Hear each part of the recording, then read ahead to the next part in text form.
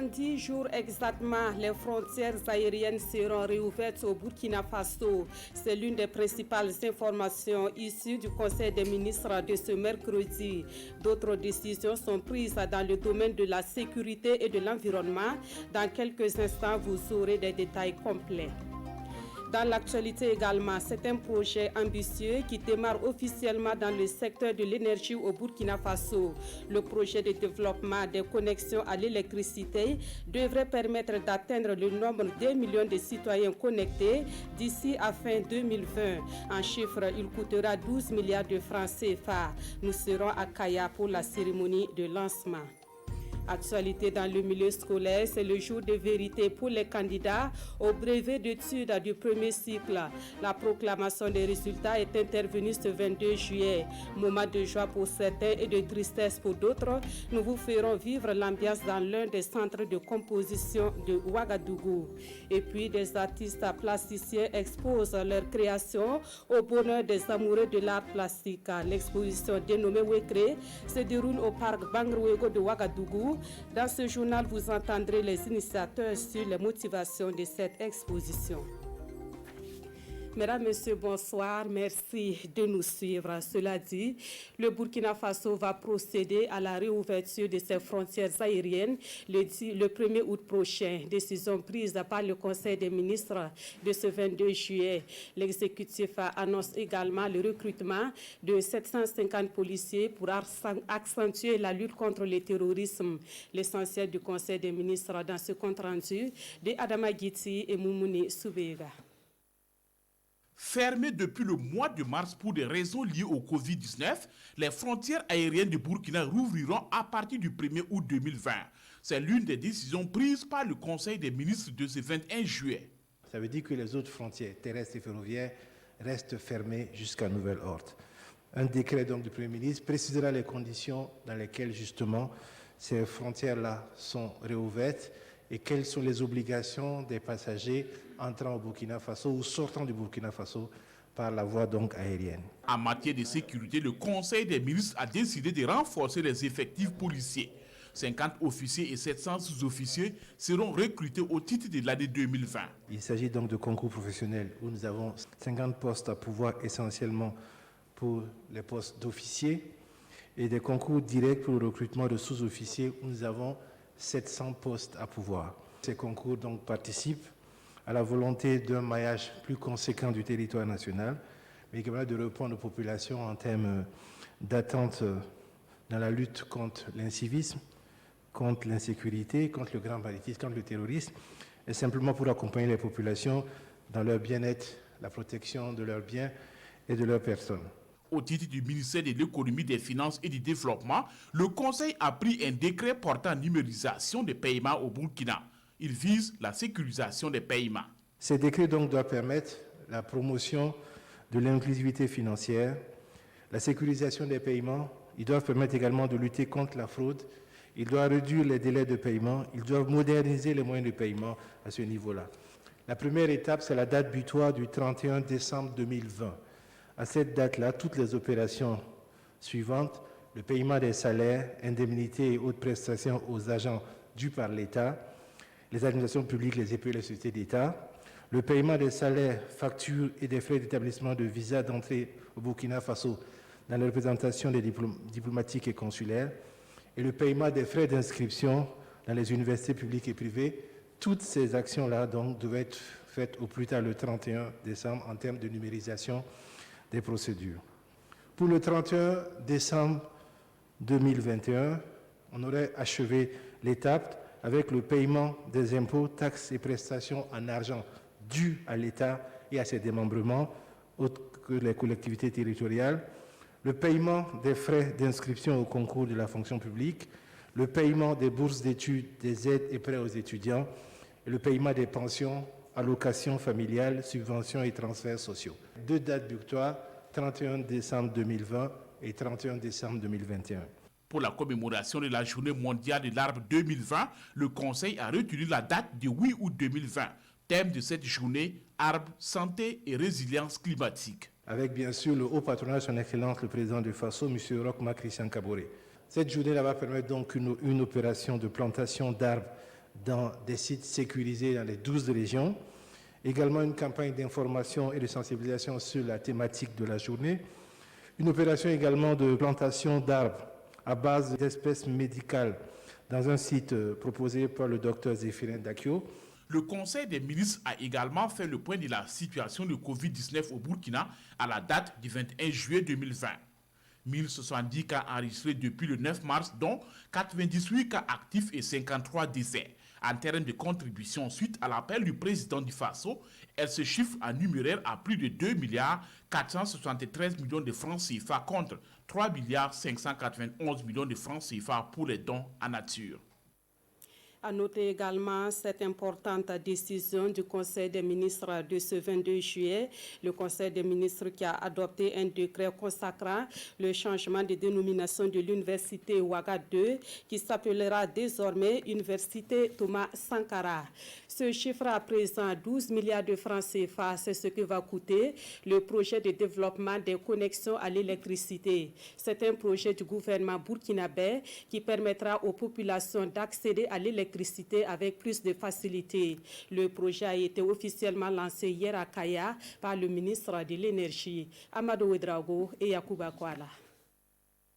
Avec 3 000 francs CFA, les populations de la province du Salamatenga peuvent désormais se procurer un branchement Sonabel. Ici là, grâce au projet de développement des connexions à l'électricité PDCL. Un projet de 12 milliards, initié par les autorités burkinabées pour mettre l'électricité à la portée de tous et aussi booster l'économie nationale. L'une des problématiques majeures donc, de l'accès à l'énergie était le coût du branchement. Avec ce projet-là, nous allons avoir donc la possibilité d'aider donc le maximum de ménages, les PME, PMI, à avoir accès à l'énergie et faire de telle sorte que nos objectifs d'avoir donc pratiquement 45% de la population qui aura accès à l'énergie en 2020 puissent être atteints. 15 km de ligne basse tension et 7 km de ligne moyenne tension, c'est ce que la nationale de l'électricité prévoit fournir aux populations du Salamatenga. Elle invite les populations à se rendre au guichet car les travaux vont se réaliser dans un bref délai. Cela va permettre d'amener le réseau dans des quartiers où il n'y a pas de possibilité de connexion pour les clients. Les travaux sont déjà programmés et l'entreprise va bientôt commencer sur le terrain. À l'occasion du lancement du PDCL à Kaya, Bachir Ismaël Ouedraogo et ses collaborateurs ont offert 800 branchements Sonabel gratuitement aux femmes de la province du Salamatenga. Eux sont des jeunes au nombre de 1300 à bénéficier gratuitement de permis de conduire cette année. L'opération permis de conduire édition 2020 a été lancée hier à Dori dans le Sahel. Des jeunes de toutes les 45 provinces du pays sont ciblés par cette opération conduite par le ministère en charge de la jeunesse. Le compte rendu de Bourema Kane et Lazare Sanou. Pour l'opération permis de conduire 2020, 1300 jeunes seront bénéficiaires de ce sésame qui leur ouvrira les portes de l'emploi. Pour pouvoir bénéficier de cette opportunité, les postulants doivent remplir certaines conditions, à savoir être burkinabé, âgé de 18 à 35 ans, ne pas être fonctionnaire et déposer un dossier de candidature. La liste définitive sera arrêtée à l'issue d'un tirage au sort. Au regard de l'engouement et au regard du fait que les jeunes qui sont passés par là ont été bien insérés socio et professionnellement, que nous avons donc relancé donc cette opération. Notre vision, c'est de faire en sorte que nous puissions donc par région, au lieu donc de sélectionner uniquement donc des jeunes par tirage au sort, de faire en sorte que tous les jeunes qui vont donc s'inscrire, nous puissions donc les retenir. Plusieurs jeunes et associations du Sahel ont à l'occasion reçu des attestations et des chèques allant jusqu'à 3 millions de francs CFA pour booster leurs activités. L'administration les accompagnera afin que les résultats escomptés soient atteints. Ces structures donc de fonds là, qui donnent ces chèques là, ils vont suivre pas parce que seulement ils le veulent, ils vont suivre parce qu'ils veulent récupérer leurs sous. Puisque c'est un truc de revolving. Il faut que ces gens-là payent leur crédit pour qu'on puisse encore redonner à d'autres jeunes. De 2008 à 2019, 13 041 jeunes ont été formés au permis de conduire dans le cadre de cette opération. Selon le ministère de tutelle, l'initiative participe à l'éducation civique des jeunes, réduit l'incivisme routier, mais surtout renforce leurs compétences et employabilité dans le secteur du transport. Et toujours dans la dynamique d'accompagnement des jeunes, le projet dénommé Touma débloque plus d'1,5 milliard de francs CFA. Un financement acquis grâce à l'Union européenne et à la coopération autrichienne. Des jeunes, mais aussi des femmes de 5 régions du Burkina Faso pourront bénéficier de ce financement. Les appels à projets ont été lancés ce matin à Ouagadougou. Bernard Kombelem et Olopoda. Cette cérémonie consacre le lancement du programme de subvention 2020 du projet Touma, qui signifie Travail en langue nationale morée. Un projet cofinancé par la coopération autrichienne et l'Union européenne à hauteur de plus d'1,5 milliard de francs CFA. C'est en permettant que des initiatives individuelles permettent la création d'entreprises qu'on va générer de l'emploi, qu'on va générer du revenu et permettre une amélioration de la vie dans les régions du Burkina Faso. Il y a un appel à projet. Au niveau régional et après central, on choisit selon la catégorie les meilleurs. Et là, avec les fonds qui sont disponibles. 40% de l'enveloppe financière globale est dirigée vers les projets des personnes déplacées internes. Le projet Touma ambitionne créer 13 000 emplois, 1000 micros et petites entreprises locales de production, de transformation et de commercialisation et toucher 5 500 jeunes et femmes. C'est un projet qui va permettre donc de créer des opportunités d'emploi, de créer des opportunités de renforcement des capacités d'acteurs comme les jeunes et les femmes et de leur permettre donc de générer des revenus. Sont éligibles à ce programme de subvention 2020 les centres de formation professionnelle, les communes urbaines et rurales et les acteurs de la société civile et du privé. Basé sur une approche par la demande, les porteurs de projets ont jusqu'au 14 août prochain pour déposer leur dossier. Les jeunes et les femmes seront certainement les plus ciblés par l'assurance chômage que le Burkina Faso se prépare à mettre en place. Le processus est en cours et il s'inscrit dans le cadre de la politique nationale de protection sociale. Une étude de faisabilité est déjà réalisée et elle est soumise à la validation des acteurs de la protection civile. L'atelier a débuté ce matin à Ouagadougou. Urbain Benito Somé et Sébastien Zango. L'assurance chômage est un système de protection sociale qui vient en soutien aux personnes qui ont perdu leur emploi. Le Burkina Faso veut la mettre en place dans le cadre de la politique nationale de protection sociale et son plan d'action opérationnel. C'est en même temps un élargissement de la gamme de prestations des organismes de prévoyance sociale. Les organismes de prévoyance sociale au Burkina offrent 3 types de prestations jusqu'à présent. C'est les prestations familiales, les risques professionnels sont couverts également et les pensions. Donc il manquait justement une prestation liée donc à la prise en compte des risques chômage. Donc cette étude-là vise justement à offrir à ces organismes de prévoyance sociale des éléments d'information pour leur permettre d'apprécier la faisabilité. Ces travaux de validation visent également à définir le mécanisme de financement et de gestion de l'assurance chômage, à déterminer le public cible et à proposer des prestations pour les assurés. Un comité interministériel comprenant les partenaires sociaux, la société civile et les partenaires techniques et financiers est chargé d'assurer le suivi du processus engagé depuis novembre 2019. Autre titre de l'actualité dans ce 20h, quai d'émotion ce matin dans les différents jurys du brevet d'études du premier cycle. Entre joie et tristesse, les candidats ont connu leur sort à la proclamation des résultats du BEPC. Au centre de composition du lycée Philippe Zenda Kabouré de Ouagadougou, le taux de succès est d'environ 47%. Nous y faisons un tour pour voir l'ambiance dans ce reportage de Daouda Ouattara et Amadou Marcel Tou. C'est le jour de vérité ici au lycée Philippe Zenda Kabouré pour les candidats au BEPC. L'émotion est vive après la proclamation des résultats du premier tour. Des cris et des pleurs au rendez-vous.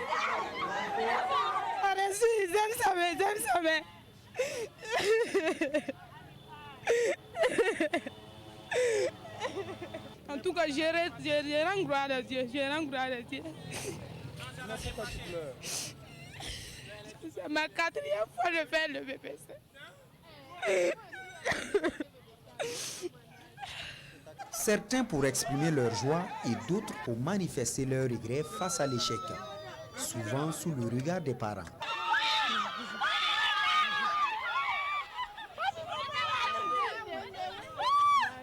Je dois ça au bon Dieu. C'est Dieu seulement que je peux le remercier. Ça me fait... Donc, je ne sais pas comment exprimer mes émotions. Donc, je suis vraiment très contente. Je viens d'avoir mon examen BPC. Je veux continuer à l'école, je veux faire la seconde C. Non, le BPC a marché pour moi. Moi et mes amis. Alors, je suis très content, c'est pour ça. Merci. Ça te fait quoi d'avoir le BPC? Ça me fait une grande joie, une grande émotion. Je savais. Je suis au second tour. Selon moi, c'est l'anglais oral et PIC que je n'ai pas bien fait. Je vais aller me préparer pour bien comprendre et composer les épreuves de maths et français. Environ 47%, c'est le taux de succès réalisé par ce centre pour le moment.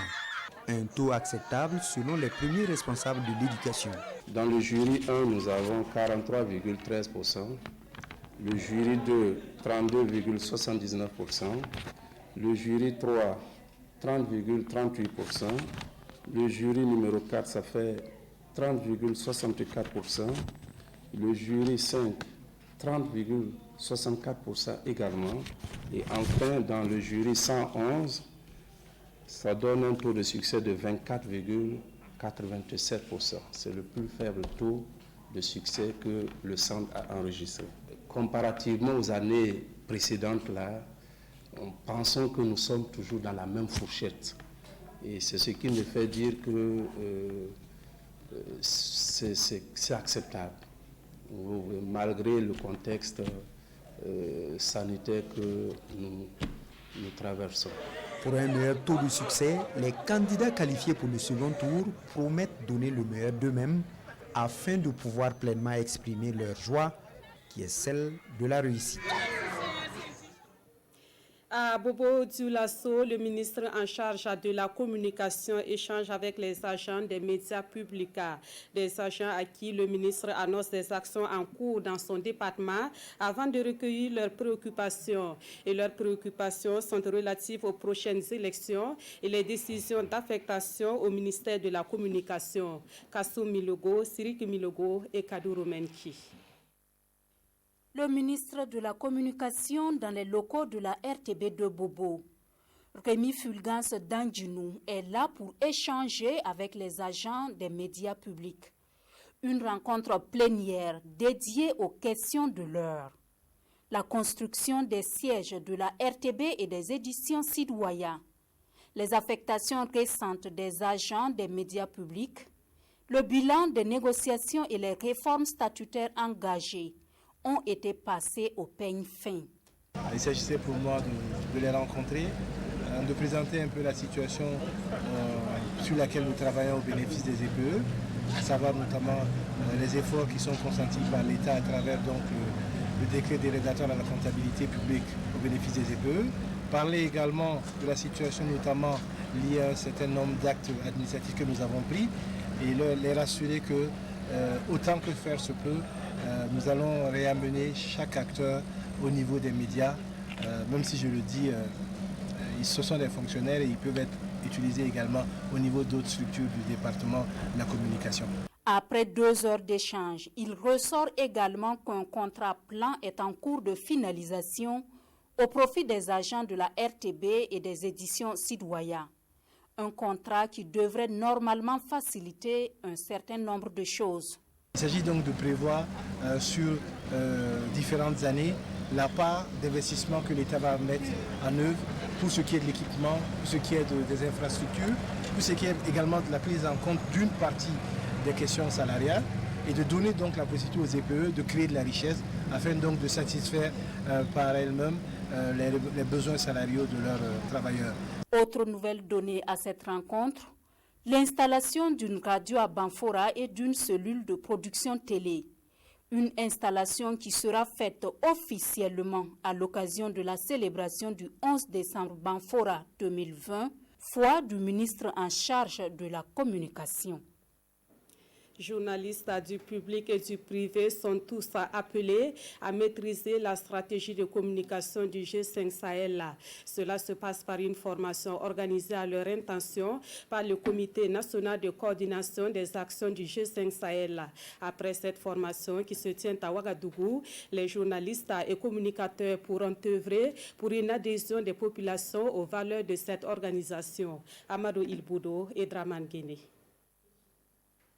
L'initiative est du Comité national de coordination des actions du G5 Sahel, former des hommes des médias selon le principe de la stratégie de communication de l'espace adoptée par les chefs d'État du G5 Sahel en février dernier. Étant dans une zone de crise et donc dans des situations de crise, nous devons avoir une communication adaptée, une communication qui puisse permettre aux populations d'avoir la vraie information, mais une information aussi qui va participer à la construction de la paix sociale et à la construction du développement. Et nous pensons qu'en premier lieu, ce sont les journalistes et les communicateurs qui sont donc en ligne pour pouvoir nous permettre d'atteindre cet objectif. Ici, tous les sujets des 3 jours de formation traitent de la communication de crise.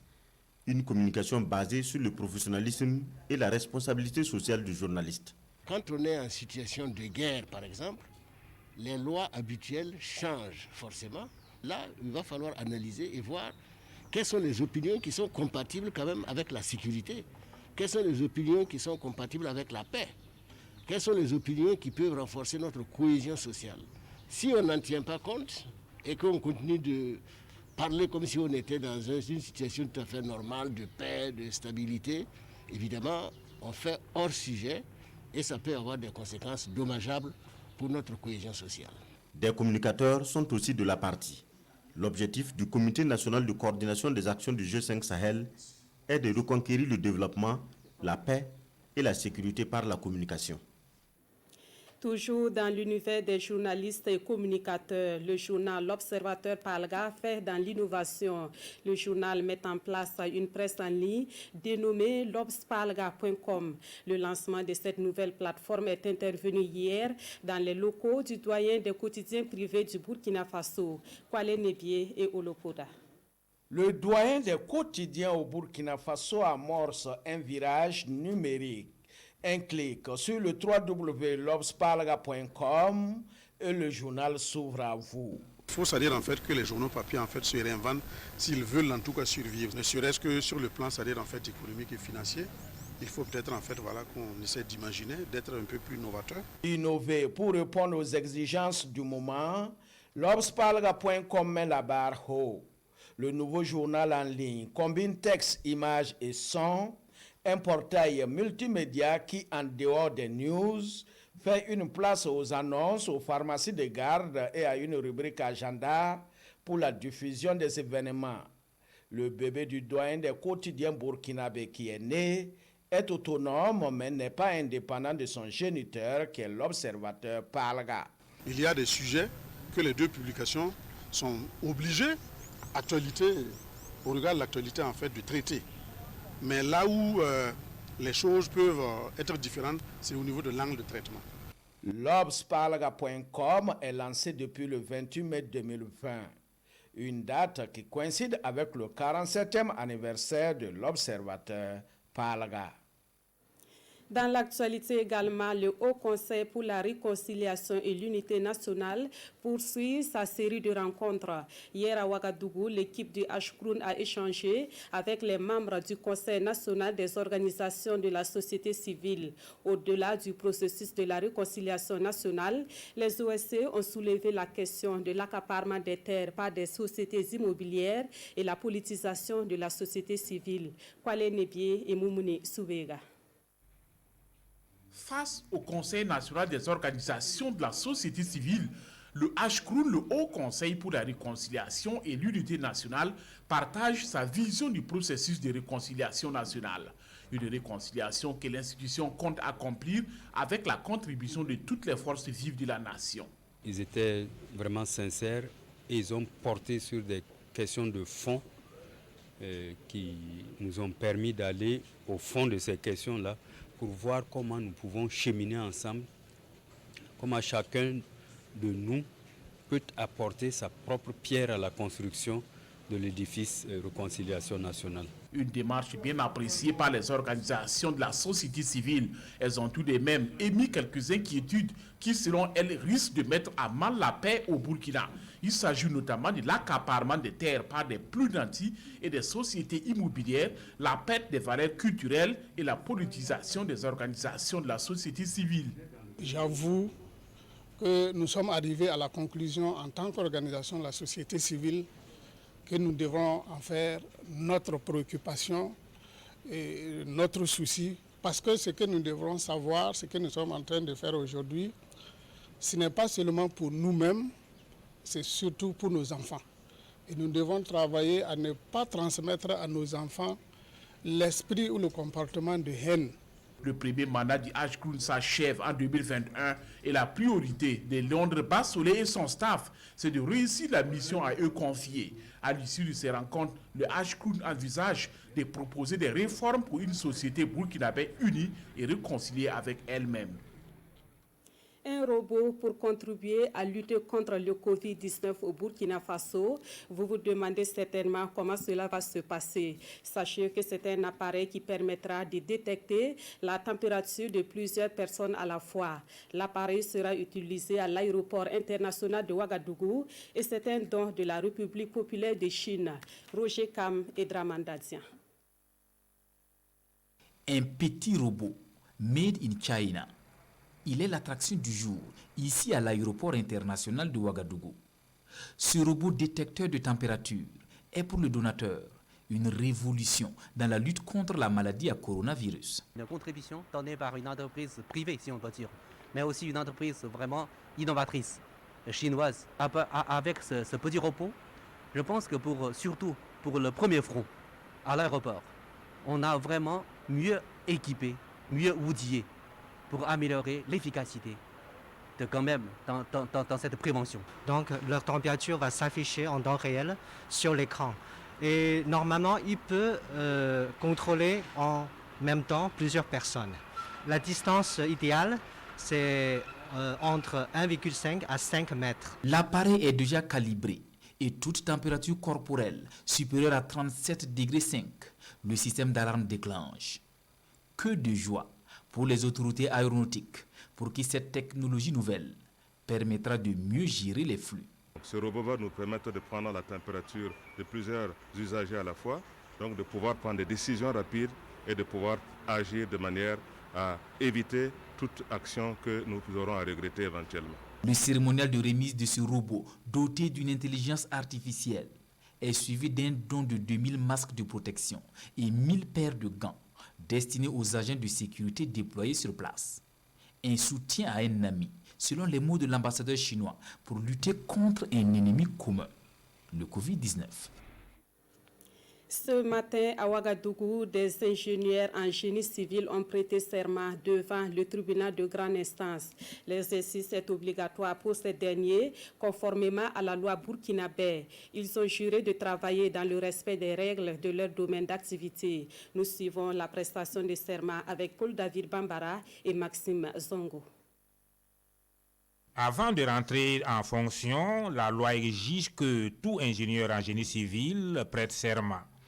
C'est donc pour satisfaire à cette prescription que ces nouveaux venants dans la profession se sont retrouvés ce mercredi matin devant le tribunal de grande instance de Ouagadougou. Aujourd'hui, j'ai un sentiment de joie et de beaucoup plus de responsabilité. C'est vrai qu'on a eu nos diplômes, mais le fait de jurer au tribunal, c'est beaucoup plus de responsabilité pour moi. Ainsi donc, c'est la grande famille des ingénieurs en génie civil qui se trouve renforcée avec de nouvelles compétences. Et en pareille circonstance, ils reçoivent les félicitations de leurs aînés, mais aussi des conseils avisés. Ce qu'on attend le plus d'eux, c'est de respecter le code d'éthique et de déontologie. C'est ça qui régit nos comportements, c'est ça qui régit tous nos comportements dans la vie pratique et professionnelle. Au cours de cette cérémonie solennelle, les intéressés ont juré sur l'honneur d'exercer leurs fonctions avec probité de respecter les textes régissant la profession et de travailler dans les règles de l'art. Dans l'actualité également, si vous êtes un amoureux de l'art plastique, vous avez jusqu'au 26 juillet prochain pour faire un tour au parc Bangrouégo de Ouagadougou. Sur place, il vous est donné à voir des œuvres réalisées par plus de 50 artistes plasticiens. L'exposition vente se tient à Bangrouégo, mais son lancement est intervenu devant l'ancien siège de l'Assemblée nationale. Rasmani Zoundi et Amandine Lalsaga. Quarantaine et barricade. C'est le titre de cette œuvre à l'acrylique et au pigment naturel. Un tableau de Christophe Sawadogo qui relate la vie pendant le confinement et l'espoir d'un lendemain meilleur après le coronavirus. J'ai montré des personnages reclus dans un grand appartement ou dans une grande maison et donc qui ne pouvaient pas sortir mais qui essayaient par la musique, par le théâtre, etc.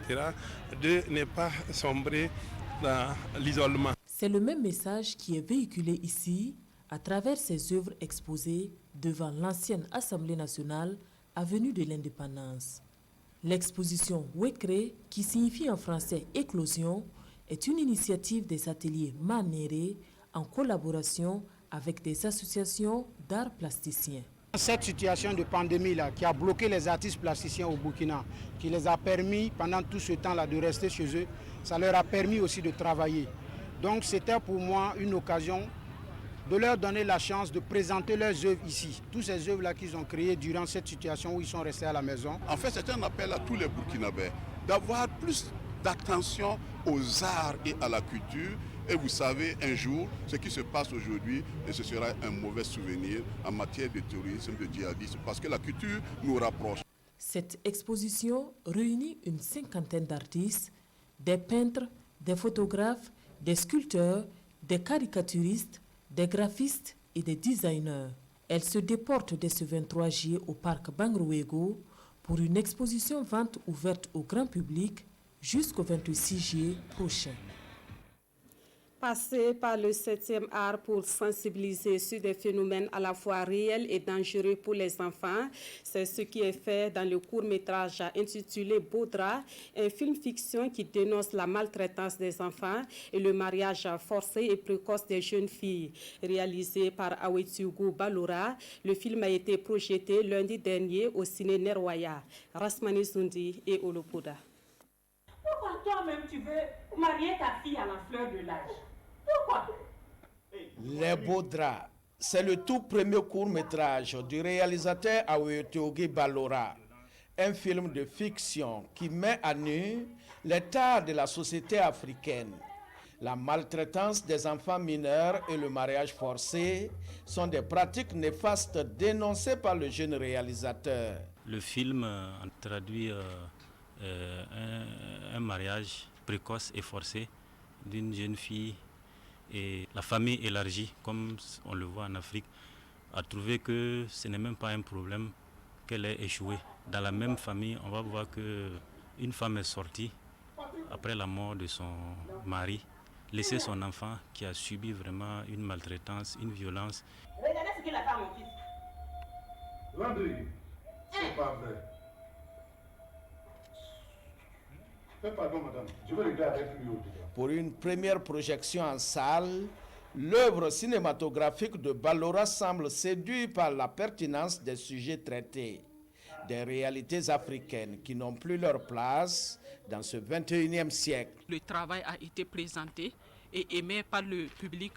Nous n'avons qu'à le féliciter et l'encourager pour cette belle œuvre. Ce film est inspiré vraiment de nos réalités.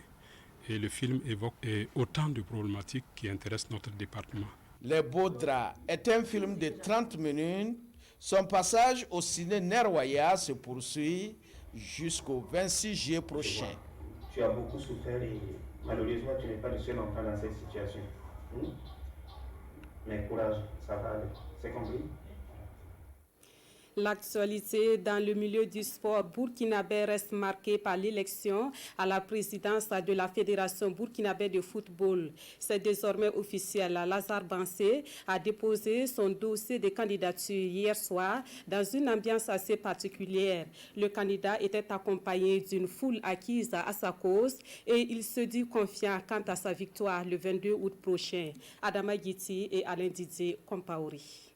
Un cap a été franchi par Lazare Bansé dans son intention de briguer la présidence de la Fédération burkinabé de football. Le désormais candidat déclaré a remis son dossier de candidature à la commission électorale du ministère de l'Agriculture au siège de la Fédération burkinabé de football. C'est au son des klaxons, de la musique et des sifflets que les supporters ont accompagné leur champion. Des supporters à qui il lance un message d'espoir avant de rentrer dans le bureau de la commission. Le 22 août, on sera président. Ainsi, après plus de 3 heures à épulser le dossier par le président de la commission Théodore Zambende et son équipe, Lazare Bansé ressort confiant. Nous estimons que notre dossier est bon et qu'il est complet. Nous avons trouvé une commission que je dirais très professionnelle, une commission appliquée qui a pris le temps d'analyser, d'examiner tous les documents que nous avons donnés. J'ai confiance en ce processus électoral et ce que nous souhaitons, c'est que ce processus électoral aille jusqu'au bout. Une confiance aussi partagée par ces lieutenants qui ne tarissent pas d'éloges à leur mentor. Notre candidat a toutes les qualités nécessaires pour eux et accéder à ce poste. Et nous aussi, nous allons le soutenir, nous allons nous battre comme il faut pour quand même qu'il cela marche. Cette étape franchie, Lazare Bansé et son staff ont désormais l'oreille tendue du côté de la commission qui doit valider la candidature le 27 juillet prochain avant de se tourner vers l'électorat. C'est la fin de ce 20h. Merci à vous qui l'avez suivi. L'actualité vous revient à 23h dans une présentation de Ismaël Ladiloma Sirima. Merci de votre fidélité à la RTB.